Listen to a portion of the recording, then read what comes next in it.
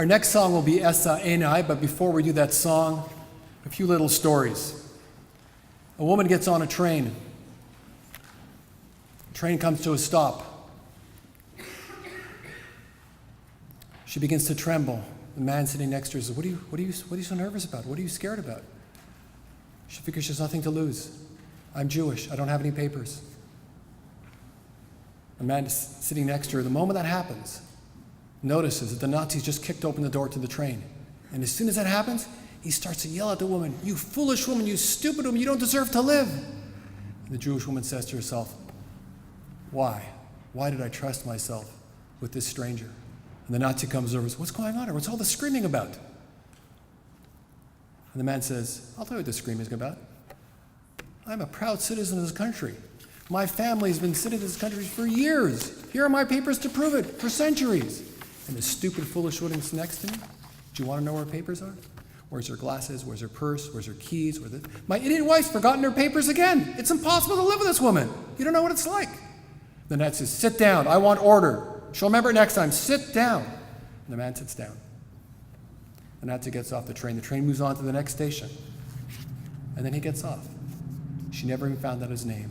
But in a split second, he not only had the moral courage, but the moral imagination to save her life. It's a beautiful story about someone not even needing to think, having such an amount of kindness in his soul that the moment the incident happened, he knew what to do. It also teaches us never to judge. If you see somebody yelling at their spouse in public, they just might be saving their life, but who knows? But there's so many stories like this, almost exactly the same story. A little girl escapes from the ghetto in Chernovitz. She's Jewish, she's 8 years old. She's blonde-haired and blue eyes, and every day she goes out and smuggles food for her parents. She's small enough, doesn't look Jewish.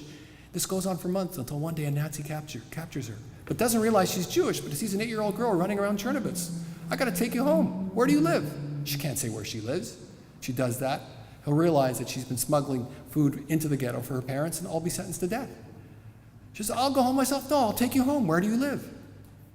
"I live in that direction." They start marching towards the ghetto. She doesn't know what to do. And then she remembers a famous opera singer who lives just a block away from the ghetto.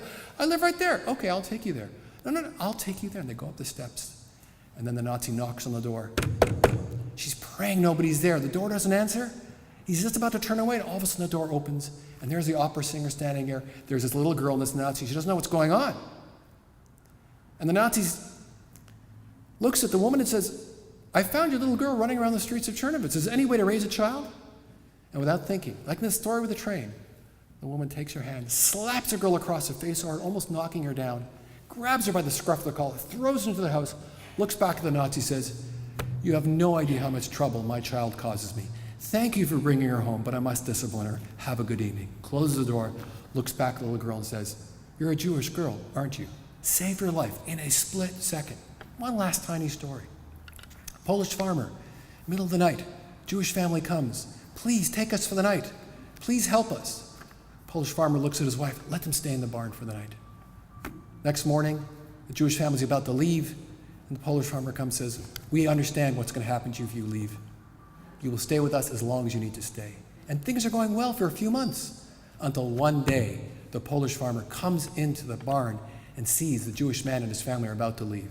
"What's going on? Have we not been good to you? Have we not kind to you?" They actually became quite good friends over the last few months. And the Jewish man says, "You don't understand. It's because you've been so good to us, we can't stay here any longer." "But why?" "Because we found out what happened in a neighboring Polish village. They caught a Polish family hiding Jews.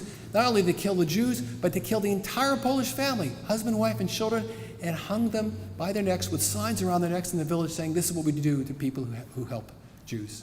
And you've been so good to us, we can't possibly imagine this fate befalling you. We cannot repay kindness with evil.'" And for the first time, the Polish farmer became angry. And he looked at the Jewish man and said, "Listen to me carefully. Put down your bags, because what happens to you happens to us. Your fate is our fate." And he saved their lives. Him and his wife saved their lives. The stories I just told you are multiplied by 25,000 times in Yad Vashem of righteous among the nations who saved Jews during the Holocaust. And that's just a fraction, because it's hundreds and thousands more we'll never even find out about. And it's very fitting that this evening's program is in a Danish Lutheran church, as Denmark saved nearly all of its Jewish population during the war. A Hasidic master once asked, How do you know someone loves God? And the answer was, if they love people. How do you know someone loves God? If they love people. Where was God during the Holocaust? Is a question we often hear. Where was God during the Holocaust? I believe God was in the eyes and in the hearts and the actions of the righteous among the nations. Our next song is from Psalms. Esa ena el harim, I lift my eyes to the mountains. Where will my salvation come from? From God, creator of the heaven and the earth. So the choir is now going to sing for us Esa ena from Psalms.